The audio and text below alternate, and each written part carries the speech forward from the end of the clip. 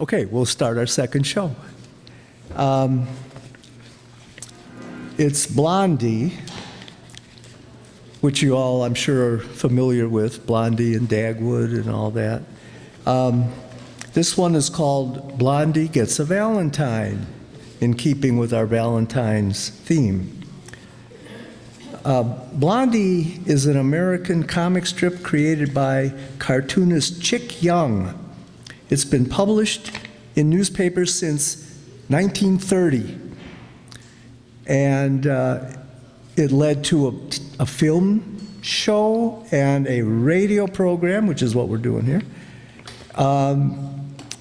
Chick Young died in 1973, and he and his son took control, Dean Young. Lots of people have helped write the Blondies since then because it's still happening. And it's pretty funny, I think. I hope you laugh. So let's get started with Blondie Gets a Valentine.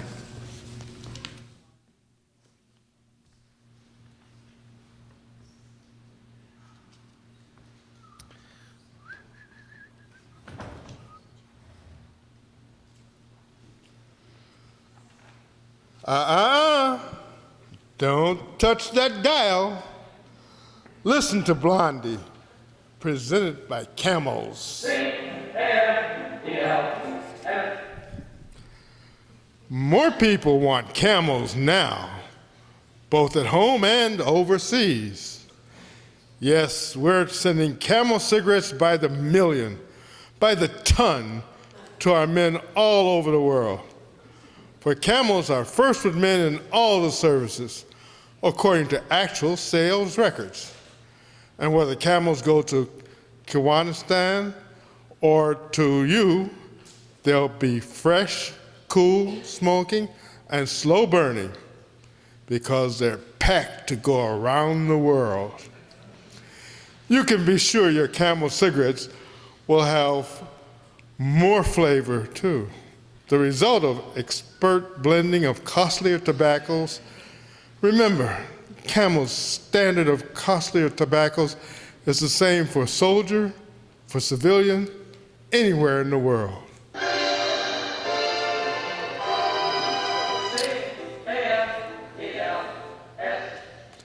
Camel cigarettes. If your store is sold out today, try again. Camels are worth asking for. Sorry. And now, for our weekly visit with our neighbors, the Bumsteads of Shady Lane Avenue.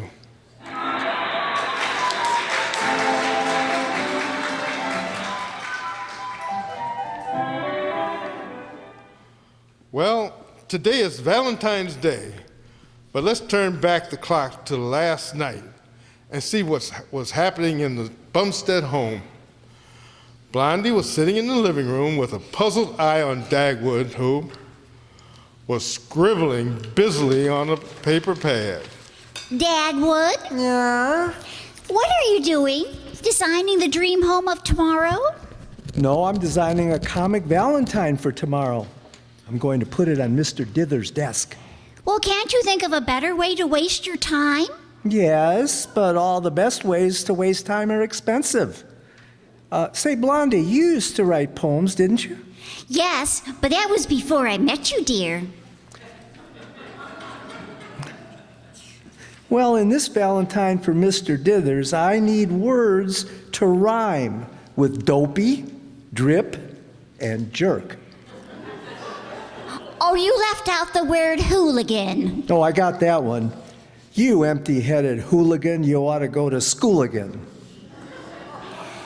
My, there's nothing like Valentine's Day to spread a lot of that warm, friendly feeling around. Oh, you used to write poems to me. Oh, well, I'm older and wiser now. Well, anyway, you're older. In one of your poems, you promised to build an ivory palace for me and lay the treasures of the world at my feet. Whatever happened to those promises? I was trying to get you to marry me then. Those were just campaign promises. For me, that year was an election year. Blondie, look at the picture I've got to go with Mr. Dither's Valentine. What is that anyway? Well, it's a picture of a monkey eating a banana with one hand, crackling walnuts on his head with the other, and playing the piano with his feet. Wait till Mr. Dithers gets this Valentine tomorrow morning. He'll really blow his top. Oh, I suppose so, but for me it'll be just another day. Oh, come on, Dagwood. It's time to go to bed or I'll never be able to get you up in the morning.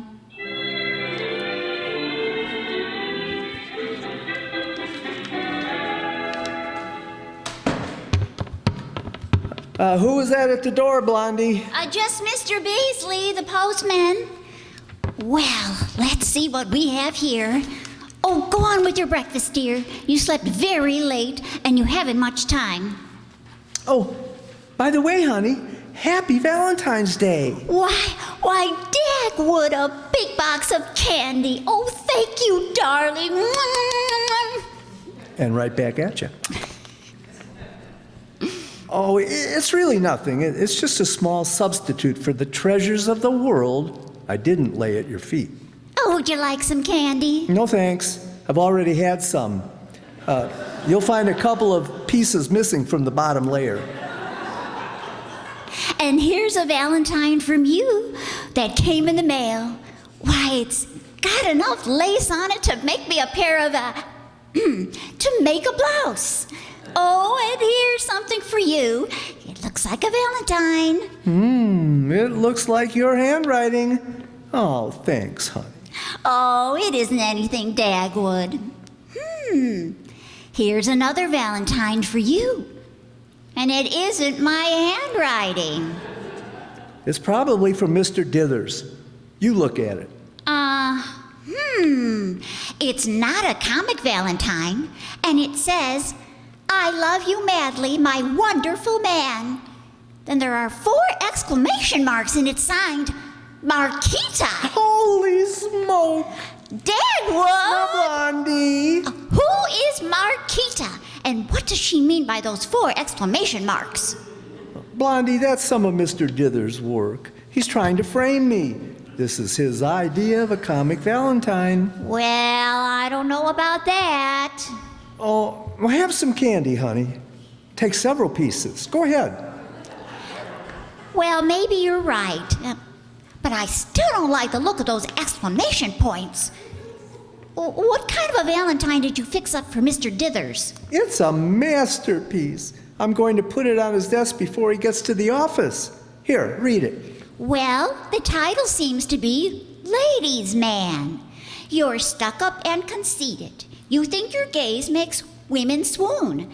I think your face looks uncompleted. You're just a goon, you big baboon. Signed, guess whom? It's got a lot of nyah, hasn't it? Nyah. Oh, Dagwood, look at the time. If you're going to beat Mr. Dithers to the office, you've got to run. Holy smoke! Here's your hat and coat, dear. Get the door open for me, Blondie. All right, now hurry now. Okay, Blondie. Boy, Mr. Dithers will never guess who put this Valentine on his desk. Oh, Dagwood, you've got to hurry. Now kiss me goodbye. Oh, Dagwood, you've got to dash. Goodbye, Dagwood. Bumstead? Sorry. Bumstead, come into my office. Oh, good morning, Your Majesty. Bumstead, what do you know about this comic Valentine? What comic Valentine is that? This one right here. Look at the picture with my name under it. Oh, gee, Mr. Dithers, I don't think that picture really does you justice. That's not me. That's a baboon. Oh, excuse me. It's a natural mistake. Bumstead. Oh, well, I didn't mean that you looked like the baboon. It's that the baboon looks a lot like you. Never mind the compliments. Then you know nothing about this monstrosity? I know nothing. You can say that again. Now go back to your office. Surprise me. Work a little. Oh, just a minute, Mr. Dithers. Did you send me a Valentine that was signed Marquita? A Valentine signed Marquita? Why should I do a thing like that? To get me into trouble with Blondie. Dagwood, old boy. It hurts me to think that you'd believe I'd do such a low, mean trick as that, old boy. Did you get into trouble with Blondie? Yeah, a little bit. Oh, that's too bad. What a shame. Are you sure you didn't send it, Mr. Dithers? I'm just as sure I didn't send it as you are that you didn't send this comic Valentine to me. No, that's what I thought. Oh, Dagwood, since this is Valentine's Day, why don't we take our wives out to lunch? Call Blondie up and tell her we'll meet her and Cora at the Palm Room of the Palace Hotel. Okay, JC. I'll call her from my office. I thought he sent me this poison pen Valentine. Well, I'll fix him somehow. Come in. Hello, Mr. Dithers. Well, Ken Niles, what's on your mind? I just came to deliver a couple of Valentines for you. This one is from the Goliath Construction Company. Well, let me see. Here. To the Dithers Construction Company, and to its boss with head so fat, we hope you'll be our Valentine and your homes all fall flat. Oh! That's nothing, JC. What if your houses fall flat? So long as you've got a cigarette that won't go flat no matter how many you smoke. You see, Camel cigarettes have more flavor, the result of expert blending of costlier tobaccos. And that extra flavor helps Camel hold up. Keep from going flat, pack after pack. I know. What's the other Valentine? By a strange coincidence, it happens to be a pack of Camels. I can't tell you who it's from, but as you go out, you might smile at your itty-bitty, wed-headed secretary. It's from Dimples. It's a lovely sentiment. Here's Camels to my Valentine. They're fresh in any season. They're packed to go around the world. Try them out in your own T-zone. Did Dimples write that? No, I did. But she approved of the sentiment. Just try these Camels in your taste and throat, JC. That's your own proving ground for Camel cigarettes. Rich extra flavor and smooth extra mildness. What's going on around here? Anything interesting? Well, I think Bumstead sent me this horrible comic Valentine, but I'm going to get even. I'm going to hire a dark, gorgeous, good-looking creature to come up to our table when Blondie and Cora and Dagwood and I are having lunch today. Now, Mr. Dithers, you really shouldn't do that. What will Blondie think? The worst, I hope. Yes, sir. It'll be the first time I ever heard of anyone getting a real live Valentine.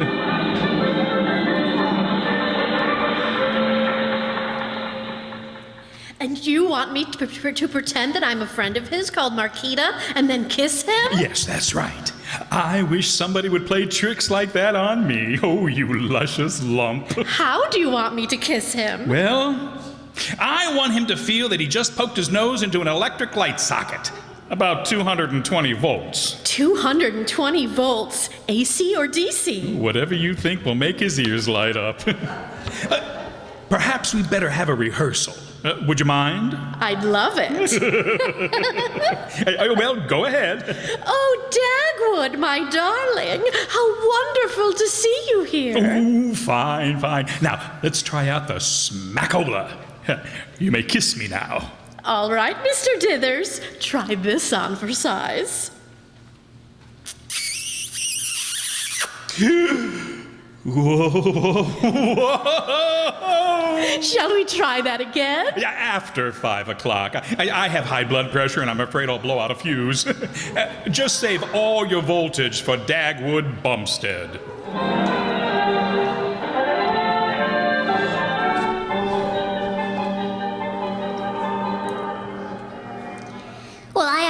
to be here any minute, Cora. I sure hope so. I can't imagine how Julius happened to ask me for lunch. He must have dialed the wrong number. Or else they've done something dreadful. Oh, I hope not. But this morning a Valentine came for Dagwood, and it was signed Marquita. Marquita? Why, Blondie, that sounds just like... Yes, it sounds like a brunette. And there's a little note with 4 exclamation marks after it. That's bad. 4 exclamation marks could mean anything. Well, Dagwood said that he thought Mr. Dithers sent the Valentine and wrote the note. Well, it sounds like Julius. His sense of humor sometimes is about as funny as a temporary filling. Well, I suppose it's really nothing after all, but you know how men are. They say that if you believe the worst about them, you can't go wrong. But I always give Dagwood the benefit of the doubt. The way I look at it, where Julius is concerned, there isn't any doubt. But Cora, you and Mr. Dithers really get along very well. Yes, but only because we love each other. Well, that certainly helps. And he's kind of nice. I don't believe I've ever met a sweeter man. And sometimes I call him Heel. Oh, well, here they are now. Hello, girl. Hello, Blondie. Hello, Hi, Mr. Dithers. Good to see you. Cora, why aren't you wearing that bracelet I gave you? Where is it? At the jeweler's being appraised? Well, I didn't want to wear it until I was sure they didn't sell the same thing at the dime store. Now I'm sorry I didn't send you an exploding Valentine. Hey, take it easy. Oh, my goodness, this is Valentine's Day, and you shouldn't argue like this. Well, why don't you wait until tomorrow? Yeah, sure. We don't argue, do we, honey pie? Of course not, darling. And certainly not today of all days. No, of course not. And not even if you did get a Valentine from some brunette called Marquita. Now, Blondie, I told you I didn't know who she was. And if you won't take my word for it, well, you'll just have to take my word for it. We won't discuss it anymore. All right. 4 exclamation marks. But Blondie! Oh, never mind, Dagwood. As far as I'm concerned, the subject is closed forever. But I'd like to know what she meant by those 4 exclamation marks. And where did you meet her? My goodness, this is Valentine's Day. My goodness. You shouldn't quarrel like this. Not today of all days. My goodness. We don't argue, do we, honey? Oh, I'm sorry, Dagwood. No, okay, I forgive you. You forgive me? Now, see here, Dagwood Bumstead. Now, Blondie, I'm sure the whole thing is a joke. Well, if it's a joke, why aren't I laughing, Cora? What would you say if Mr. Dithers had gotten a card from this Marquita? I wouldn't have said anything. I'm a woman of action. Now, Blondie, just relax. Well, I suppose I am being foolish. Well, don't be too sure. Oh, Blondie, look at that stunning girl who just came in. Where? Dagwood, she didn't ask you to look. Woo-hoo. I love my wife, but oh, you kid. That'll do, Julius. I'll say it will. But Cora, she is pretty, and she's going to pass right by our table. Shh, here she comes. Oh, Dagwood, darling! Whoa, who's she talking to? She's talking to someone called Dagwood. Dagwood? Oh, no. She's talking to someone called Dagwood Darling, honey. Did you get the Valentine your little Marquita sent you? So this is Marquita? Oh, no. You didn't, darling? Well, I'll give you one right now, you lovely man. No, get away from me. Don't you dare touch me, you gorgeous creature. So that's the meaning of the 4 exclamation points. There, darling. How do you feel now? I feel like I just stuck my nose in an electric light socket. I didn't get any Valentine either. Julius! Cora, put the fork down. Well, Dagwood, are you through for a while? I hope so. Well, don't you think you should introduce us? Dagwood, my sweet, Who is this other woman? Other woman? You're the other woman. I'm his wife. At the moment, anyway. His wife? Yes, his wife. W-I-F-E, wife. Oh, Dagwood, my sweet, how could you do this to me? How could you toy with my affections the way you have? I imagine it was easy. Now, wait a minute. Blondie, I don't know her at all. Are you quite sure, Dagwood, my sweet? Sure, I'm sure. If I did know her, I'd never forget her. I can believe that. Oh, this is awful. You may say that again. This is the end of our romance. I'll never again let you make mad, wild, impetuous love to me. Now, Blondie, does that sound like me? I'm going out of your life forever. I'm going out of your life forever, and I won't tell you where I'll be, even if my phone number will still be East 2354. Goodbye. East 2354. Julius, put that pencil away. What's the matter, Cora? East 2354. Blondie, don't just look at me like that. Why don't you say something? Because my mother taught me that it wasn't polite to say things I'm thinking of right now. Go ahead, Blondie.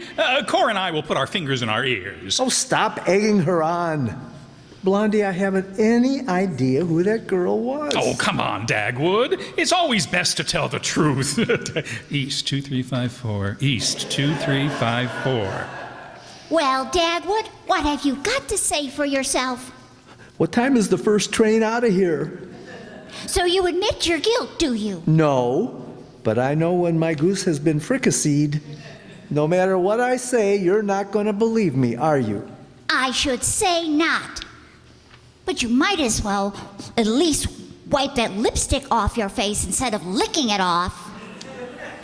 What flavor is that, Dagwood? Raspberry. Oh, very tasty, isn't it? And how do you know, Julius? Well, that's the flavor of your lipstick. Or is it liverwurst? I think Mr. Dithers framed me. Cora, you don't think I'd have anything to do with that girl, do you? That's the silliest question you've asked me today. Well, Dagwood, it's Valentine's Day, and I don't want to be silly about this. Oh, gee, thanks, honey. Oh, don't touch me. I'm still mad. Blondie, you can't act this way. It isn't fair. I'm innocent. I've been framed. Dagwood, don't shout. Everyone's looking this way. Good. I'm innocent, folks. I've been justly accused. Unjustly, Dagwood. Unjustly. Hello, everyone. And you too, Dagwood. Oh, hello, Mr. Niles. How are you? Well, are you having a happy Valentine's Day? No comment. Say, Mr. Dithers, how did your little joke work out? Never mind. What joke is that? Don't you remember? That girl you hired to come over here and kiss Dagwood. What was that? I told you so. Julius Caesar Dithers. Yes, dear. Sweetheart. Honey jam. Well, did I say something I shouldn't have? No, gee, thanks, Ken. You're a real pal. Yes, he certainly is. Oh, do you think I'm a real pal, Mr. Dithers? Pal? Oh, I thought you said pill. And that you are. Well, that's my good turn for the day. Goodbye, folks. Dagwood. I'm not speaking to you. Well, Julius? No, I'm not, well, thanks. East 2354. I have some interesting things to say to you, my only love, but I'm saving them for the privacy of our gymnasium. Yes, I know. Tomorrow I'll have to get my spine ironed out again. Dagwood, I'm awfully sorry. Gee, Blondie, you're always sorry afterward when my reputation is sagging around my ankles like a pair of old socks. I was innocent, and I told you I was innocent, but you wouldn't believe me. A fine way to treat your husband. I'm not going to listen to anything you say, and besides, I'm not speaking to you. But I couldn't help it, Dagwood. You'd think I was an old thing who spent all his time chasing dames, like Mr. Dithers. Bumstead! Dagwood, I'd appreciate any additional information you have about Julius. Oh, it'll be a pleasure. But Dagwood, how would you feel if you saw a strange man come up and kiss me? I'd be reasonable about it. I wouldn't get excited. I'd be calm and sensible. A likely story. You've never been sensible yet. Besides, I'm not talking to you, Blondie. My feelings have been hurt. Oh, girls, will you excuse us? Dag and I will be out for a moment, and I'll help him primp up his feelings. We'll be right back.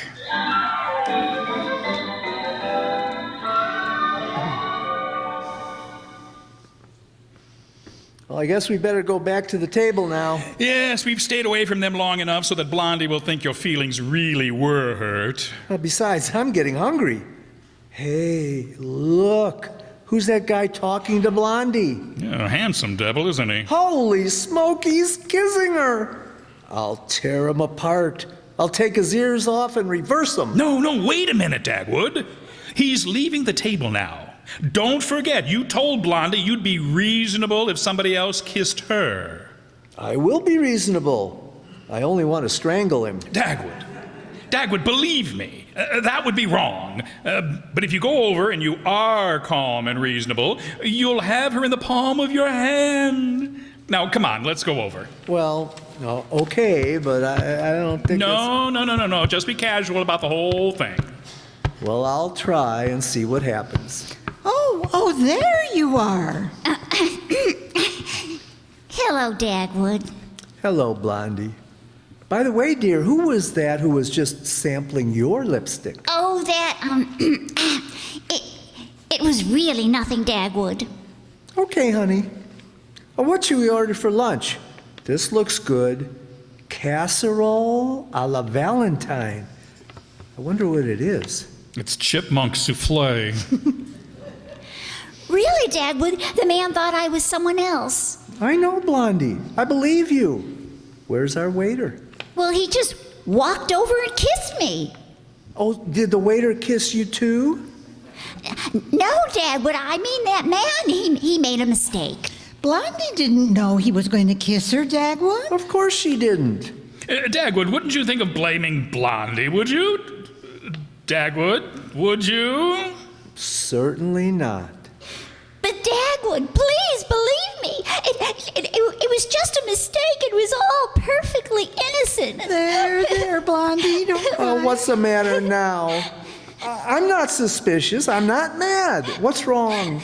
After the way I treated you when that girl came up and kissed you, it isn't fair for you to be so noble and understanding. The least you could have done was raise a slight squawk about it. Oh, Dagwood, I wish you wouldn't be so good to me. Gee, aren't women wonderful? Yes, I love women. They're so, womanly. East 2354. It makes me feel awful when you're so noble and I'm not. Well, Blondie, I'll tell you the truth. I was really mad when I saw him kiss you. I wanted to slug that guy. You did? Sure. Then why didn't you? Well, he was bigger than me. Now dry your tears, dear, and we'll all have lunch. All right, Dagwood. My, that little cry has given me a good appetite. I'm hungry too. Yes, and we'll forget all about Blondie's being kissed. And I'll forget all about that beautiful, what was that girl's name? East 2354. Why, Dagwood Bumstead. It just slipped out, honey. Julius Caesar Dithers, you low, miserable wretch. Cora, put that plate down. Look out! Ow! I ducked just in time. Blondie!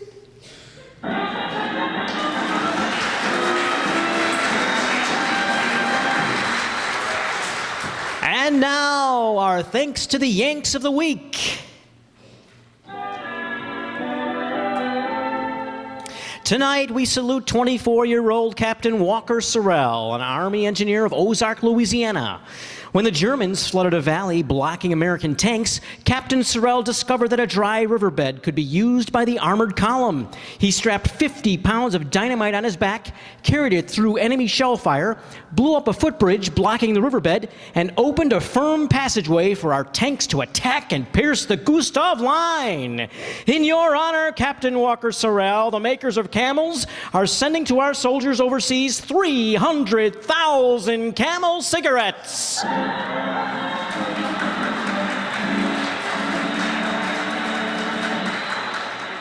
Each of our 4 Camel radio shows honors a Yank of the Week, sends 300,000 Camel cigarettes overseas, a total of more than 1 million camels sent free each week.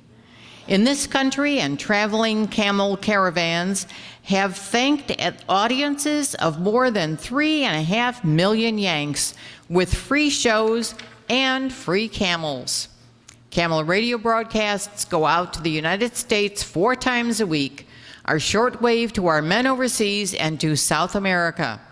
Listen Thursday to Abbott and Costello, Friday to Gary Moore and Jimmy Durante, Saturday to Bob Hawke in Thanks to the Yanks, and of course, next Monday and every Monday, be sure to listen to Blondie at the same time and over these same CBS stations.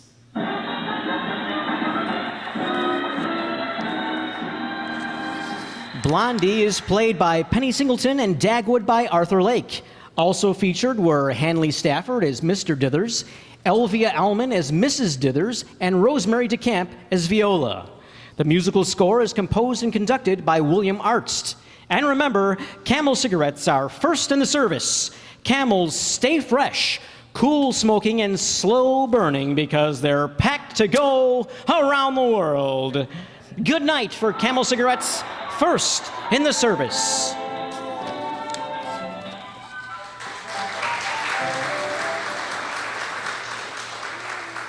Mr. Pipe Smoker, do you want more tobacco for your dime?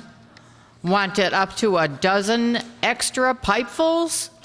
Then get the great big blue 2 1/4 ounce package of George Washington smoking tobacco. Costs only 1 dime, 10 cents. And it's mild, mellow, and tasty, right down through the last puff at the bottom of the bowl. Get a great big package of George Washington tomorrow. It's America's biggest value in smoking pleasure. This is CBS, the Columbia Broadcasting System.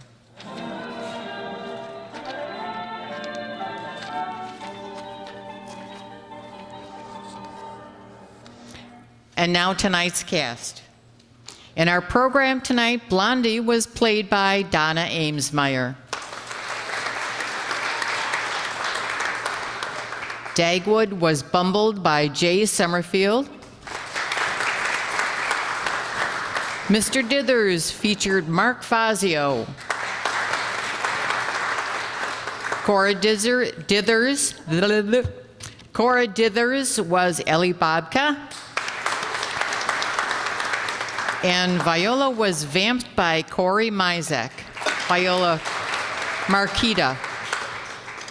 Sound effects, as always, Marty McNulty. Our announcers, Niles was Andre Dixon, McGeehan was Brad Zuro, and I am Kathy Juarez. And now Jay again will tell you about March.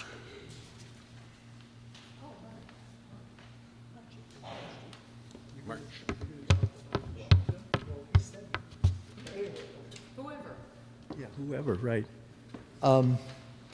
One thing I know, March will come in like a lion and go out like a lion, because this is Chicago. Well, we hope you enjoyed our show tonight. Thank you all so much for coming. Hopefully your car is not snowed in. Thank you again to Hunter Dudek for doing the sound in place of John Gelsomino, and Lorenzo Cordoba doing the video. Thanks to Andre Dixon for not only being one of our wonderful voice actors, but for also running our YouTube page to share our shows with the world. Just out of curiosity, have any of you ever gone on YouTube and seen any of our shows? Oh, one. Okay. Two. Well, that's great. Good percentage. Well, not only are we on YouTube, but you can also follow us on Twitter and Facebook. Big thanks to Marty McNulty for running those pages, as well as being the best sound guy on the planet. And our publicist. A big shout out and thank you to the Riverside Township Supervisor Vera Wilt and the board for giving us this opportunity to bring old-time radio to the stage of the town hall. Jacob Palka will be directing next month's shows. Jacob is not here tonight, and he has given the information to Mark Fazio. Well, Jacob could not be here tonight, but he will be our director next month. He asked me to read the following to you, so here goes. Greetings from sunny California. I've been hard at work filming a new movie in Hollywood with Margot and Brad. Just kidding. I'm rehearsing a murder mystery play in sunny North Riverside, the Hollywood of the Midwest, with Allison and John. I'll be your director next month, and we're ecstatic about Easter in March. We'll be bringing you two wonderful comedies, an episode of The Great Gildersleeve entitled Easter Sunrise Service, and then an episode of Burns and Allen, Easter Hat War Council. We hope you'll join us next month on Friday, March 22nd, same time, same station. Bring a bunny rabbit or two. See you then, Jacob.